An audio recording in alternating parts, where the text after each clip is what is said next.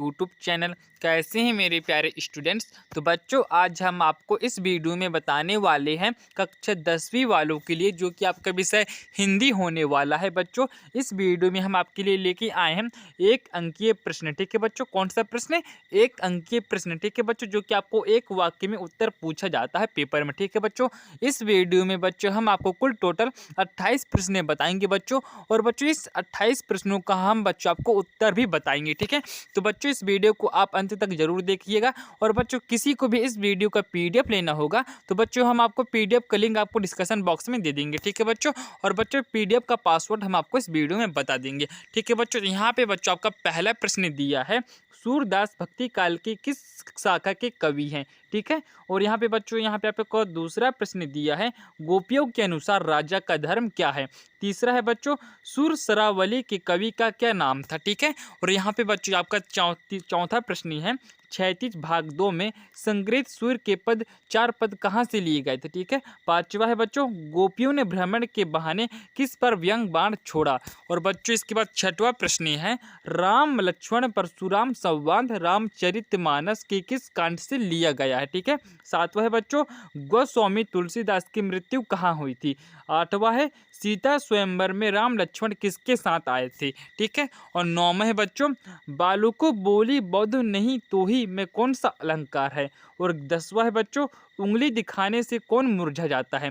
ठीक है, और 11वां है बच्चों आपका, कवि प्रसाद जी अपने किस स्वभाव को दोष नहीं देना चाहते हैं। ठीक है, और 12वां है बच्चों, मुरझा कर गिर रही पत्तियां किसका प्रतीक है। ठीक है, और 13वां है बच्चों, आत्मकथ्य कविता में किस पंछी की अभिव्यक्ति हुई है। ठीक है, और 14वां प्रश्न है बच्चों आपका, प्रेयसी की कपालों की लालिमा की तुलना किससे की गई है। ठीक है, और 15वां है बच्चों आपका, प्रसाद जी की आलिंगन में आते आते क्या भाग गया। ठीक है, और 16वां है बच्चों आपका, बादल के हृदय में कौन सा छुपा है। अगला है बच्चों, विश्व के सकल जन कैसा हो रहा है। ठीक है, और 18 है बच्चों यहाँ पे आपका, घेर घेर घोर गगन में कौन सा अलंकार है। ठीक है, और 19वां प्रश्न है बच्चों आपका, बादल किस दिशा से आते हैं। 20वां है बच्चों, तृप्त धारा का सांकेतिक अर्थ क्या है। ठीक है, और बच्चों आपके यहाँ पे 21वां प्रश्न है, यामिनी का शब्द अर्थ क्या है। ठीक है, और बच्चों इसके बाद आपका आता है प्रश्न नंबर 22। यहाँ पे आपसे पूछा गया है बच्चों, गिरजा कुमार माथुर के एक वाक्य संग्रह का नाम लिखिएगा। 23वां है बच्चों, गिरजा कुमार माथुर किस मिजाज के कवि हैं। अगला प्रश्न है बच्चों, कन्यादान पाठ में माँ बेटी को कौन सा पाठ पढ़ाना चाहती थी। ठीक है, इसके बाद बच्चों यहाँ पे आपका 25वां प्रश्न है, पाठिका किसे कहा गया है। और 26वां प्रश्न है बच्चों, माँ पुत्री को किस तरह रहने को कहती है। 27वां है बच्चों, स्त्री का संबंध कौन सा है। ठीक है, उसके बाद बच्चों यहाँ पे आपको 29वां प्रश्न है, कवि ऋतुराज नहीं धुंधले प्रकाश की पट्टिका किसे कहते हैं। तो बच्चों यहाँ पे आपका प्रश्न नंबर यानी कि 29 तक पूरा कंप्लीट हो चुका है। अभी तक आपने हमारे YouTube चैनल वरुण बंजारा 555 को सब्सक्राइब करके बेल आइकन की घंटी को ऑल पर सिलेक्ट नहीं किए हैं तो जल्दी से कर लीजिएगा।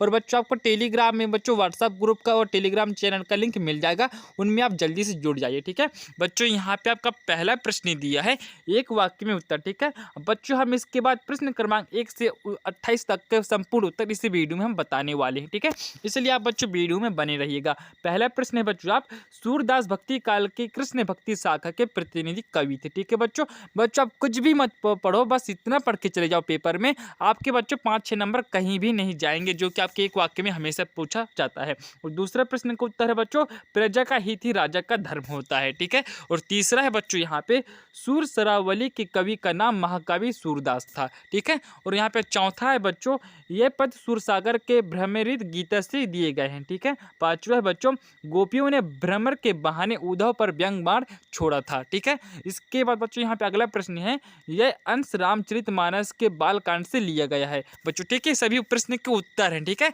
और सातवां है बच्चों, गोस्वामी तुलसीदास की मृत्यु काशी में हुई थी। कहाँ हुई थी? काशी में हुई थी। ठीक है, और 8वां है बच्चों, सीता स्वयंवर में राम लक्ष्मण गुरु विश्वामित्र के साथ आए थे। किसके साथ आए थे बच्चों? विश्वामित्र के साथ आए थे। ठीक है, विश्वामित्र के साथ आए थे। और यहाँ पे 9वां है बच्चों, बालों को बोली बौद्ध नहीं तो ही में अनुप्रास अलंकार है। कौन सा अलंकार है बच्चों? यहाँ पे आपका अनुप्रास अलंकार है। ठीक है, 10वां है बच्चों, उंगली दिखाने से कुम्हड़ी का फूल मुरझा जाता है। कौन सा फूल मुरझा जाता है? कुम्हड़ी का फूल मुरझा जाता है। ठीक है, यहाँ पे बच्चों 11वां प्रश्न है, कवि प्रसाद जी अपने सरल स्वभाव को दोष नहीं देना चाहती हैं, ठीक है। और 12वां है बच्चों, मुरझाकर गिर रही पत्तियां निराश का प्रतीक है, ठीक है। और बच्चों यहाँ पे 13वें प्रश्न का उत्तर है, आद्य कथ्य कविता में जीवन के यथार्थ एवं अभाव पक्षी अभिव्यक्ति हुई है। और 14वां प्रश्न है बच्चों, उषा काल की अरुणिमा की तुलना की गई है, ठीक है। और 15वां है बच्चों यहाँ पे, प्रसाद जी की आलिंगन में आते आते जीवन का सुख भाग गया। और 16वां का उत्तर है बच्चों, बादल के हृदय में विद्युत बिजली छिपी है, ठीक है। इसके बाद बच्चों इसमें 17वां प्रश्न है, विश्व के सकल जन गर्मी से व्याकुल हो रहा है। 18 है बच्चों, घेर घेर घोर गगन में अनुप्रास अलंकार है, ठीक है। और 19वां है बच्चों यहाँ पे आपका, बादल अज्ञात दिशा से आते हैं। कहाँ से आते हैं बच्चों? अज्ञात दिशा से बादल आते हैं, ठीक है।